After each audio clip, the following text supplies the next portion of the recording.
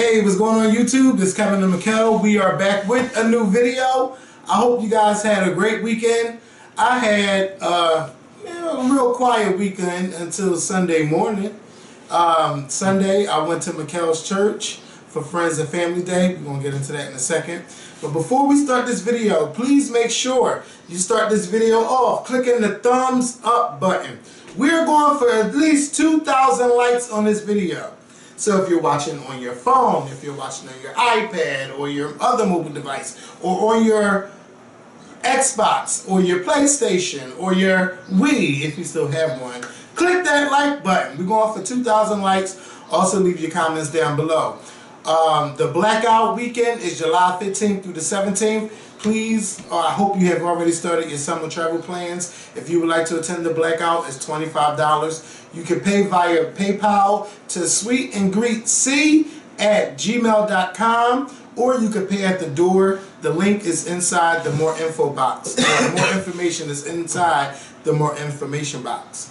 And I don't have any other announcements. So yesterday was Friends and Family Day at Makael's church, St. Joseph Baptist Church, and I enjoyed myself, and I found myself in a trance at church yesterday because that choir, they are just so bomb. It's just like that's all my pastor said. Nothing else matters, because it's like all you hear is the singing, and it just hits your soul. And man, it hit my soul. It hits my soul. And then I seen you and how it hit your soul, and I was not ready. Yesterday, I was not ready for that. I was scared, okay? I was scared because his arm was back here. Makael's arm was back here, and he was stomping and shouting. Stomping and shouting. And I said, oh my God, if he falls, he's going to break his arm. I didn't want to break his arm.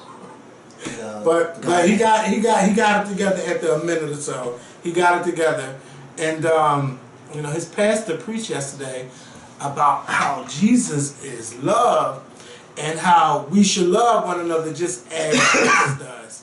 And I mean, he got us together in church yesterday, and that was the perfect sermon to have, because it was Friends and Family Day. And he preached from John 15.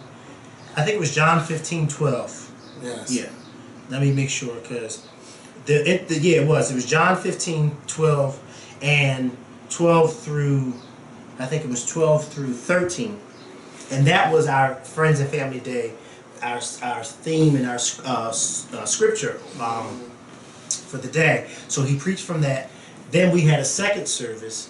And wouldn't you know it, the pastor for the second service preached from that same. Are you serious? And so when he said, you know, turn to John 15, everybody who was there all started shouting, and you know, my pastor started laughing because we had just.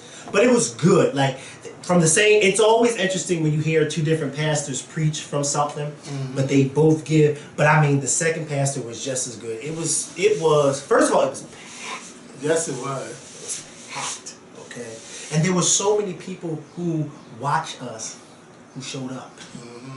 And they were coming to me after, different people were coming to me after service, and I just was like, y'all came. Unfortunately, I couldn't sit and mingle with people because I was the chairperson, so I was on duty with trying to make sure everybody was in. But it was a beautiful turnout. We had it had to have been at least 400 to 500 people there. Because our sanctuary alone holds about 300 something people, and every pew was filled, and then there were people behind y'all standing up in the back. I didn't even turn around. I didn't have time to turn around. Who could not sit down. Who could not sit down. Yep. It was crazy. Yes, and shout out to Latoya who sat behind me. And speaking of the Bible verse, right, I was like, if I pull out my phone, that lady might look at me funny. So I just said, I'm going to just listen.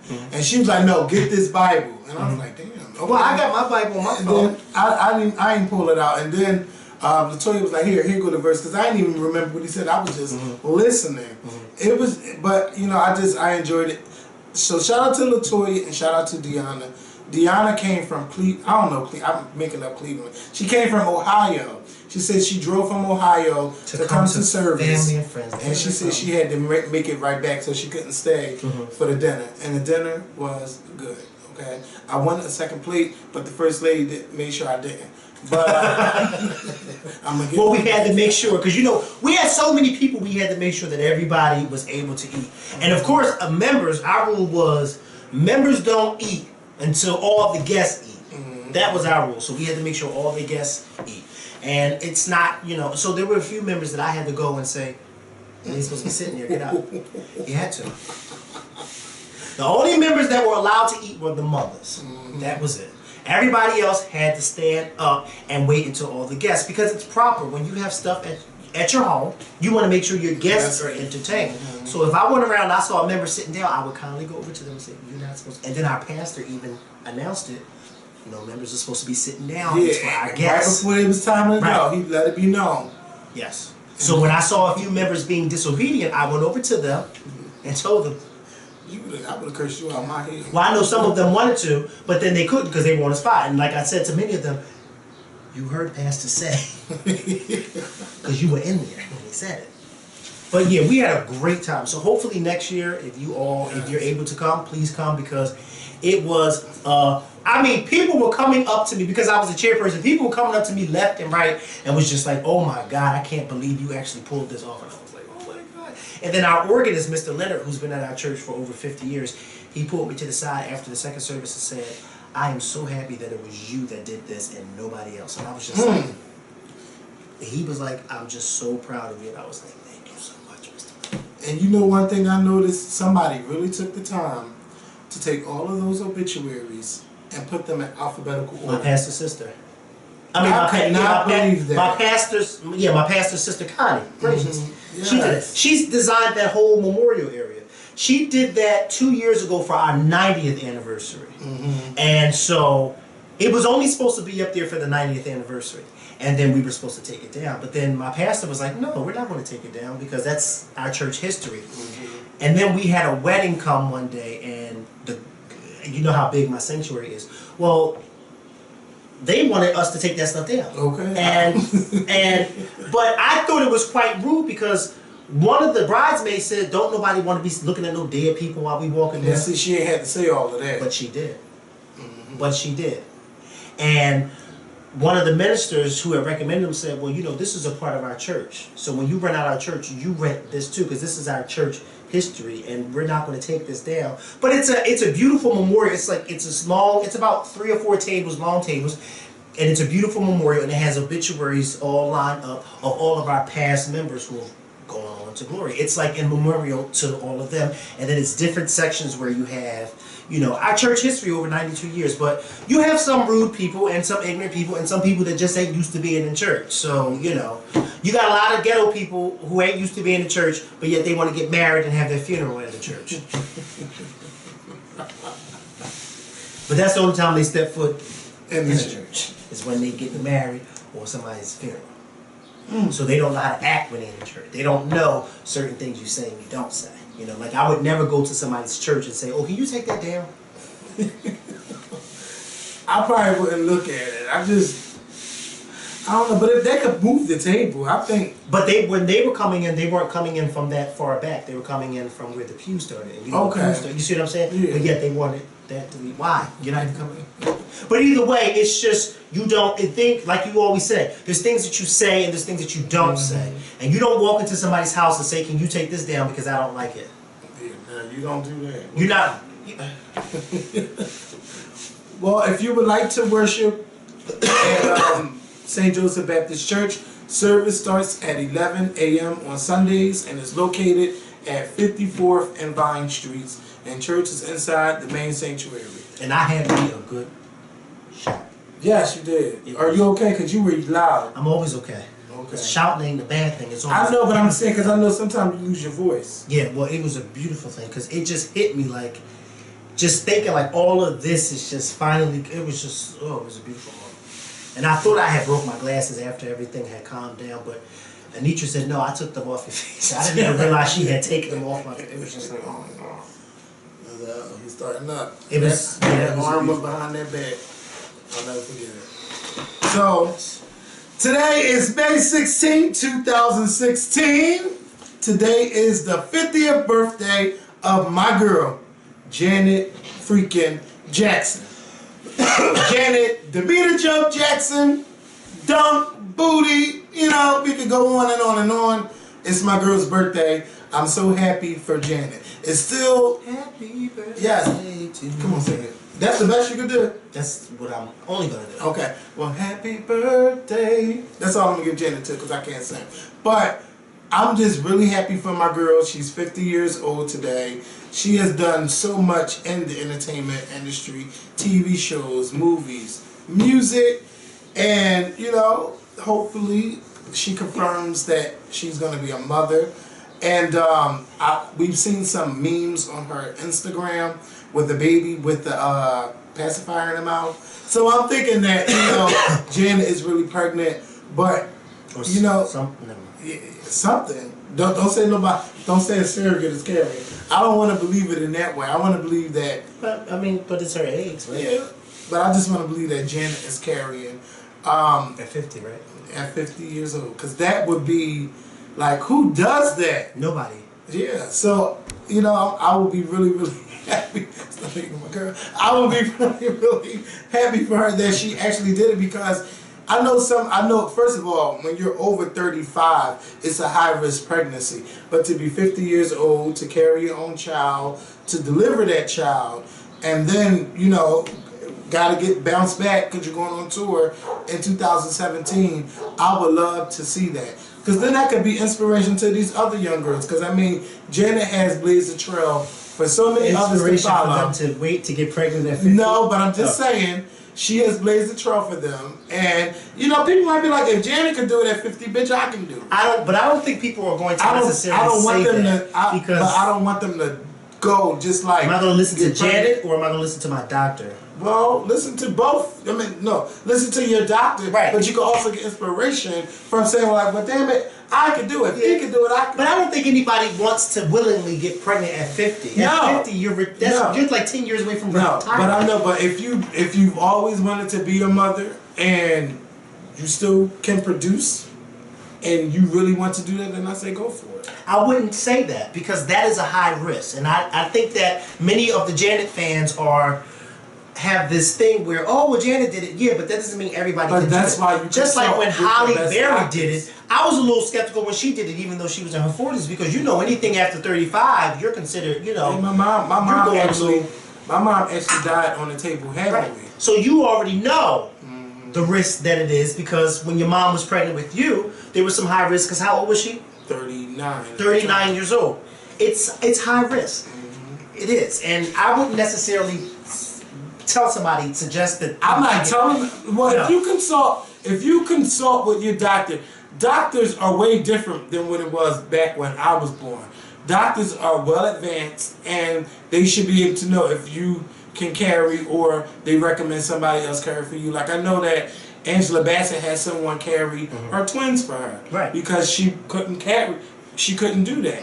But if you have a great doctor, which I'm sure she has, then you know. But I don't want to make it about. It's interesting though because it's interesting that we're having this conversation, but yet Janet or anybody from her team has yet to confirm that she's pregnant. Yeah. All we know is that they're starting a family. So they may be starting a family with someone carrying that baby.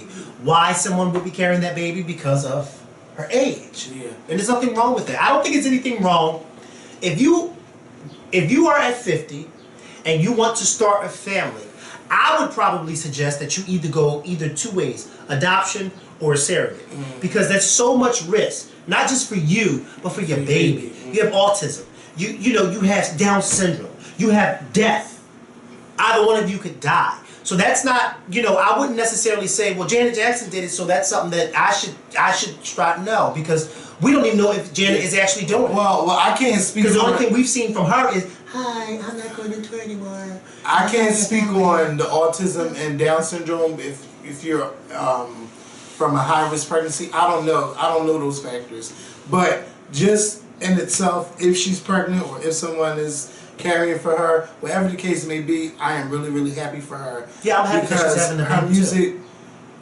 I want to get to the music. Like her music for me is just, it's just been everything to me. I freaking just love this woman, and I listen to her so much.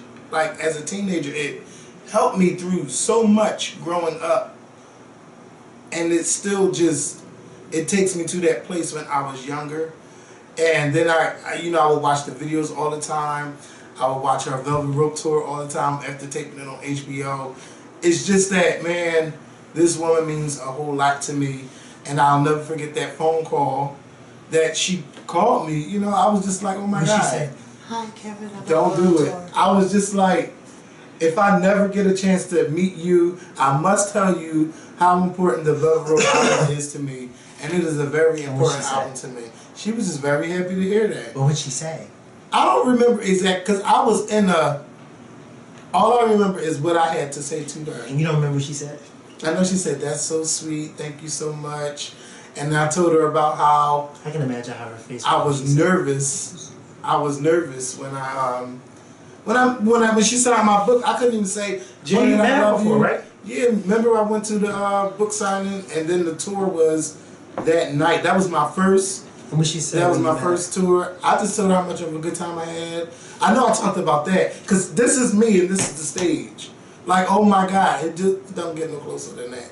I just had a great time. But Janet, your music is everything to me. You have been an inspiration to me. Please continue to make music. Please continue to go on tour. Oh, Janet. Yeah, Janet. You know there's Janet on my shirt. I'm just glad I didn't cry. You could have I honored love her. her. So what? I didn't have time. First of all, you see this is a different tripod. I can't find the tripod we recorded with on Thursday. So I had to tear my room up to find that one piece to hold up my damn camera. But anyway. She's 50. That's amazing. 50 years old. And may God bless you with many, many more. And happy belated birthday to Stevie Wonder, because he turned 66 over the weekend. So, it's a lot of, I know a lot of tourist people. You know, it's crazy. Oh, you know Stevie and Janet? I don't know them, but I know a lot of tourist people. And it's just everybody's birthday. Addie, two Addies, Keenan, Mario, David, no. I'm probably missing like Chris. Rock? It's just too many damn people. Rock or Tucker? No. No. So happy birthday to my girl, Janet. Mathew freaking Knowles. He really tried it. And he's trying to make a name. Kevin. He's trying to be relevant. I saw that video today and I was watching it like this. If you don't go, why would he do that? You know what's so sad? Mathew Knowles used to be this big, well-respected manager, because he was the manager of Destiny's Child and Beyonce. And once he fucked them over, which he was fucking them over for a long time, but once he fucked them all over and they got out, people look at him like he's nothing. People don't even respect him as Beyonce's father. Tell him what he did and said, because... Well, from this 30-second clip that I've seen, Mathew Knowles has been building other girl groups that have been unsuccessful for the past 10 years.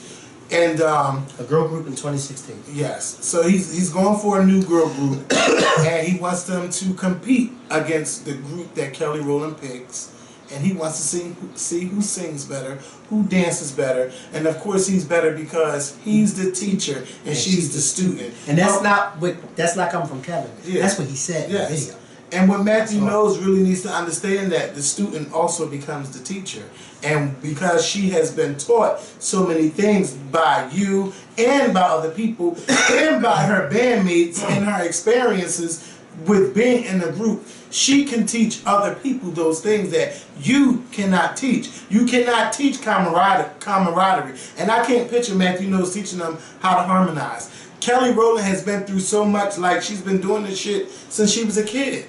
So she has way more experience than you, Mathew. But for you to do that on TV and to challenge her like that, that was just very low to do. Instead of just saying, you know, I'm happy for Kelly, she's doing her thing, she's been a part of one of the most successful girl groups ever, and now she wants to take what she's learned and build a girl group. I'm really happy for her. Like, you didn't even give all of that. You trying to make it a competition. This lady is practically your daughter, and you want to compete against her and think that's going to be good television. That is not good television. How about getting your life together? Or you going on Iyanla Fix My Life? That would be great television, Mathew. I don't think you want to do that. But You Who know, else is he gonna have on there with him? he's gonna have his other baby mothers on there. And he's gonna tell his story. Because the other half of his family don't. You know Beyonce so well. Not come on now, y'all. I love you, but hell no. Hey, but I can see who, where. But if Mathew told a good story, he talk a good game. Y'all could get it together because you were saying that he's been doing all this stuff. They just caught wind of what he was doing, right, and say, "Oh no, you gotta go," because I feel like there is no way that Mathew Knowles should not be able to have that power to make Kelly Rowland and Michelle Williams just as big as Beyonce. Beyonce was already becoming a star on her own just by her star power, but Mathew didn't play. I don't think he played the right game for Kelly or Michelle, because there's no way Michelle should not be as big, should not be really big in the gospel field, and Kelly Rowland doing shows and music. Like, she's an international star, but she has never been able to pop here. And Mathew, you should have been able to do that. So you had some cracks, you had some flaws in your teaching ability too. But anyway, Mathew, I just think that you were wrong for coming at Kelly like that. And I hope Kelly never responds to that. I just hope she don't. And Sierra has signed a contract with IMG Modeling, or IMG Models, where they will take over Sierra's career as far as beauty, fashion, and modeling. And who's taking over the music? Hey, Sierra and whoever's her record label and whoever the manager is. Sierra's not a singer. She does not make meaningful songs. She does not make powerful songs. Sierra does not have one song on any of her albums that is close to any song on the Emancipation Movement. Not one.